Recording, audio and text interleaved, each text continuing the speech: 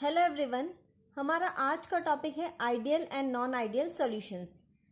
Raoult's law हमने last video में देखा था। अब उसके बाद हम नेक्स्ट देखेंगे आइडियल और नॉन आइडियल सॉल्यूशंस क्या होते हैं। आइडियल सॉल्यूशंस वो सॉल्यूशंस होते हैं जो राउल्ट्स लॉ को फॉलो करते हैं over the entire range of concentration. यानी सॉल्यूशन की कंसंट्रेशन कुछ भी हो, अगर सॉल्यूशन राउल्ट्स लॉ को फॉलो करता है तो वो आइडियल सॉल्यूशन है। ठीक है, तो नॉन आइडियल सॉल्यूशंस क्या हो जाएंगे? वो सॉल्यूशंस जो राउल्ट्स लॉ को फॉलो नहीं करते over the entire range of concentration, वो होते हैं नॉन आइडियल सॉल्यूशन। अब देखते हैं किस तरह के लिक्विड्स मिक्स होके आइडियल सॉल्यूशन बनाते हैं और किस तरह के लिक्विड मिक्स होके नॉन आइडियल सॉल्यूशंस बनाते हैं। तो पहले हम आइडियल सॉल्यूशन डिस्कस करेंगे। मान लीजिए हमने लिक्विड ए को लिक्विड बी के साथ में मिक्स किया है। ठीक है, तो आइडियल सॉल्यूशन बनने के लिए कंडीशन है कि लिक्विड ए के जो इंटरमॉलिक्यूलर फोर्सेस हैं और लिक्विड बी के जो इंटरमॉलिक्यूलर फोर्सेस हैं वो नियरली इक्वल हों। ठीक है, और जो सॉल्यूशन बनेगा लिक्विड ए और बी को मिक्स करने पे, उस सॉल्यूशन के जो इंटरमॉलिक्यूलर फोर्सेस हों वो लिक्विड ए और लिक्विड बी के इंटरमॉलिक्यूलर फोर्सेस के नियरली इक्वल हो। ठीक है, तो जैसे बेंजीन और टोलुइन इसका एग्जाम्पल है। बेंजीन और टोलुइन दोनों में ही intermolecular forces almost same kind के होते हैं, सेम तरह के होते हैं। तो जो सॉल्यूशन बनेगा उसके इंटरमॉलिक्यूलर फोर्सेस भी ऑलमोस्ट सेम काइंड के होंगे, सेम तरह के होंगे, इसलिए ये मिलके आइडियल सॉल्यूशन बनाते हैं। क्लोरोबेंजीन एंड ब्रोमोबेंजीन, क्लोरोबेंजीन में भी डायपोल अट्रैक्शन होगा, ब्रोमोबेंजीन में भी डायपोल अट्रैक्शन होगा, सेम स्ट्रेंथ का होगा, बिकॉज क्लोरीन और ब्रोमीन की इलेक्ट्रोनेगेटिविटी में बहुत ज़्यादा डिफरेंस नहीं है। अब जो सॉल्यूशन बनेगा उस सॉल्यूशन में क्लोरोबेंजीन और ब्रोमोबेंजीन के मॉलिक्यूल्स के बीच में भी डायपोल डायपोल अट्रैक्शन होगा। ठीक है, क्योंकि अब हमने दोनों को मिक्स कर दिया है। ये अट्रैक्शन फोर्स क्लोरोबेंजीन और ब्रोमोबेंजीन के इंडिविजुअल जो अट्रैक्शन फोर्सेस थे उसके ऑलमोस्ट इक्वल हैं, तो ये आइडियल सॉल्यूशन बनाते हैं। ठीक है, इसी तरह से एग्जांपल है n hexane and n heptane. N hexane non polar molecule है, एनहेप्टेन भी नॉन पोलर मॉलिक्यूल है, और स्ट्रक्चर में सिर्फ CH2 ग्रुप का डिफरेंस है, तो intermolecular forces almost same strength के होंगे। जब हम सॉल्यूशन बनाएंगे तब सॉल्यूशन में एनहेक्सेन और एनहेप्टेन के बीच में जो इंटरमॉलिक्यूलर फोर्सेस होंगे वो भी ऑलमोस्ट सिमिलर स्ट्रेंथ के होंगे, तो ये आइडियल सॉल्यूशन बनेगा।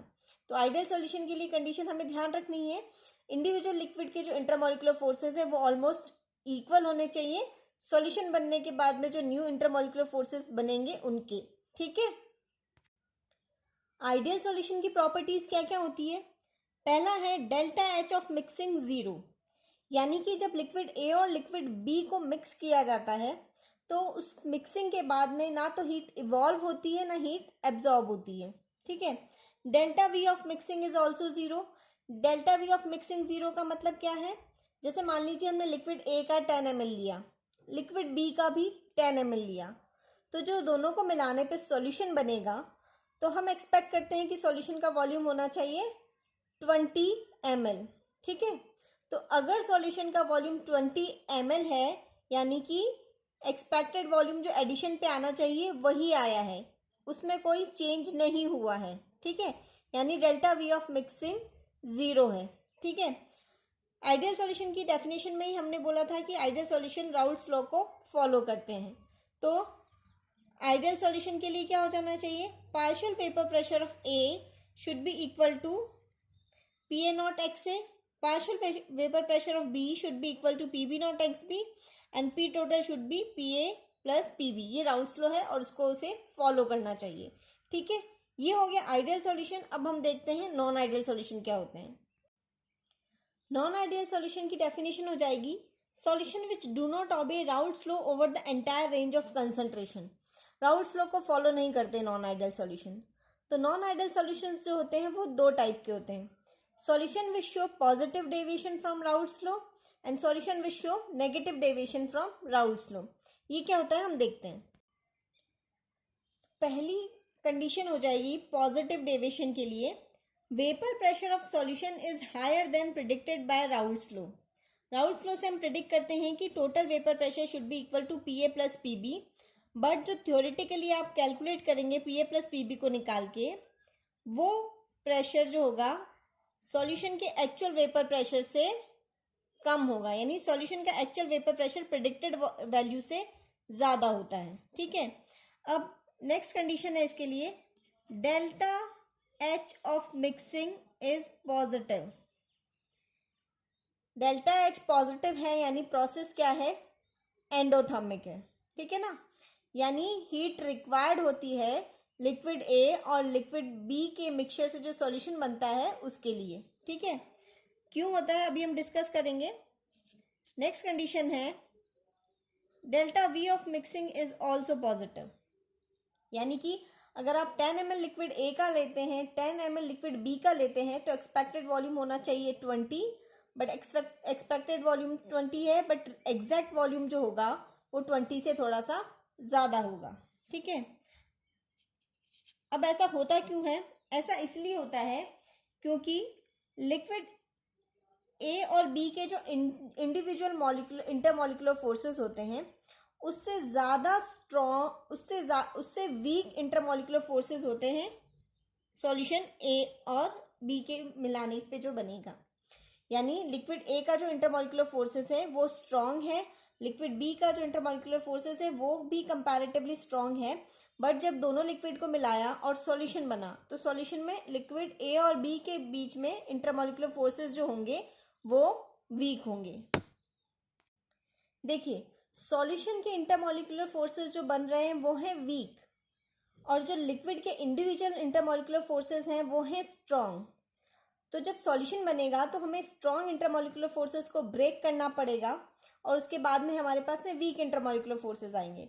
तो हमें बॉन्ड को ब्रेक करने के लिए तो ज़्यादा एनर्जी चाहिए, बट जो नए टाइप के बॉन्ड बन रहे हैं between liquid A and B वो वीक हैं, तो एनर्जी कम रिलीज होगी। सो ओवरऑल रिक्वायर्ड एनर्जी ज़्यादा है, यानी डेल्टा एच ऑफ मिक्सिंग हमारा आएगा पॉजिटिव। ओके, इसके एग्जाम्पल है इथेनॉल एंड एसीटोन। एक और एग्जाम्पल है acetone and carbon disulphide. Okay, अब देखिए, इथेनॉल में है हाइड्रोजन बॉन्डिंग, एसीटोन में होता है डाइपोल डाइपोल इंटरैक्शन। ठीक है, तो hydrogen bonding comparatively strong bond है, एसीटोन में जो डाइपोल डाइपोल इंटरैक्शन है वो कंपैरेटिवली वीक है। तो जब सॉल्यूशन बनेगा तो उसमें सिर्फ डाइपोल डाइपोल इंटरैक्शन रह जाएगा, इस वजह से डेल्टा एच ऑफ मिक्सिंग हमारा पॉजिटिव आएगा और डेल्टा वी ऑफ मिक्सिंग भी हमारा पॉजिटिव आएगा।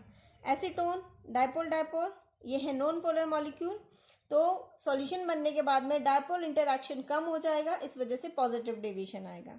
ठीक है, नेगेटिव डेविएशन इससे जस्ट रिवर्स हो जाएगा, सारी प्रॉपर्टीज उसकी जस्ट रिवर्स होगी।